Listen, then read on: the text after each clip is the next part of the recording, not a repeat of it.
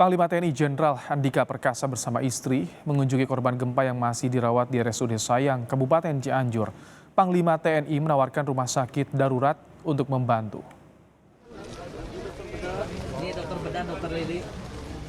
Di sini, Panglima melihat langsung bagaimana kondisi korban.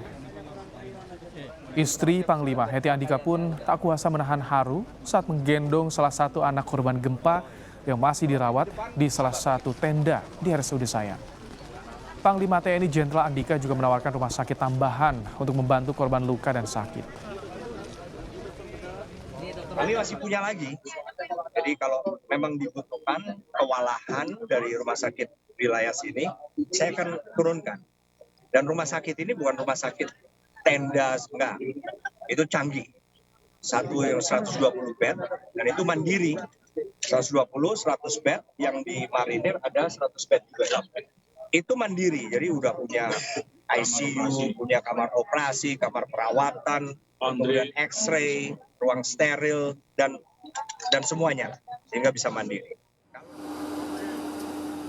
Sementara, Kepala Staf TNI Angkatan Udara Marskal Fajar Prasetyo memimpin langsung pantauan udara ke lokasi terdampak gempa di Kabupaten Cianjur. Rombongan berangkat dari Markas Komando Operasi Udara Lanut Halim Perdana Kusuma Jakarta Timur dengan membawa bantuan. Dalam visual pantauan udara, terlihat kondisi lokasi terdampak gempa di Kabupaten Cianjur, Jawa Barat. Saudara, ada 30 orang yang masih tertimbun reruntuhan akibat gempa Cianjur di kawasan Cijendil. Bagaimana proses pencarian sore hari ini? Kita bergabung dengan jurnalis Kompas TV, ada Cindy Permadi. Selamat petang, Cindy. Bagaimana pencarian korban hingga sore hari ini? Apakah ada kembali korban yang ditemukan?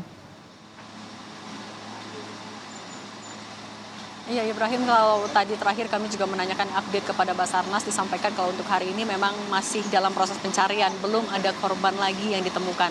Artinya masih ada 30 orang setidaknya yang masih dicari oleh tim gabungan, baik itu Basarnas, BPBD, kemudian relawan, TNI, Polri, dan lain-lain. Banyak sekali memang yang bergotong royong di sini. Akan ditunjukkan Ibrahim dan juga saudara oleh juru kamera Kompas TV, Aufa Farid. Ini di belakang saya adalah salah satu titik pencarian 30 korban yang diduga masih tertimbun. Jadi sebenarnya ada dua titik pencarian di sini. Satu yang ada eskavator dan yang kedua adalah di bagian yang lebih atasnya. Kalau di sini eskavator juga dibutuhkan. Ada tambahan lagi, ini jadi ada dua eskavator yang diterjunkan untuk mencari, tidak hanya mencari korban, tapi juga sekaligus untuk membuka akses jalan. Karena jalan yang tertimbun longsor ini adalah akses jalan yang juga menyambungkan atau menyatukan antara desa Cijendil dengan 16 desa lainnya. Jadi pembukaan akses jalan ini menjadi penting sekaligus untuk lalu lintas alat berat maupun juga distribusi bantuan nantinya. Sekaligus juga di area atas ada proses pencarian korban juga, tapi secara manual. Kenapa dilakukan secara manual untuk di area atas? Karena saat ini kondisinya hujan, kemudian juga tadi 2 kali setidaknya dari siang kami juga merasakan ada gempa susulan yang terakhir sekitar 1 sampai setengah jam yang lalu. Ini menyebabkan kondisi tanah yang masih labil ataupun juga gembur karena hujan sehingga berbahaya. Eskavator pun dikhawatirkan tidak akan tertahan oleh kondisi tanah yang begitu gembur karena kondisinya saat ini kalau saya gambarkan juga masih gerimis Ibrahim dan juga saudara, dan karena memang kondisi yang semakin atau masih berbahaya sehingga memang kami juga diminta oleh tim gabungan kalau mau masuk ke dalam kami harus menggunakan APD yang lengkap mulai dari helm kemudian juga menggunakan sepatu boots. Waktu kami untuk meliput di dalam juga kini semakin dibatasi karena ada garis polisi di luar yang benar-benar siapapun yang tidak menggunakan APD tidak boleh masuk ke dalam. Adapun yang jadi kendala sebenarnya dalam proses pencarian 30 korban yang sudah dilakukan sejak kemarin adalah pertama luas wilayah yang dicakupnya itu cukup luas. Ini yang ada di belakang saya di sebelah rumah biru. Kami kalau melihat tadi foto sebelum gempa ada 6 rumah yang ada di sana berjejer, 5 rumah ke samping dan 1 rumah ke atas. Jadi bisa dibayangkan bagaimana banyaknya ataupun juga kuatnya longsor yang menghantam sampai kondisi rumah sudah tidak terlihat lagi.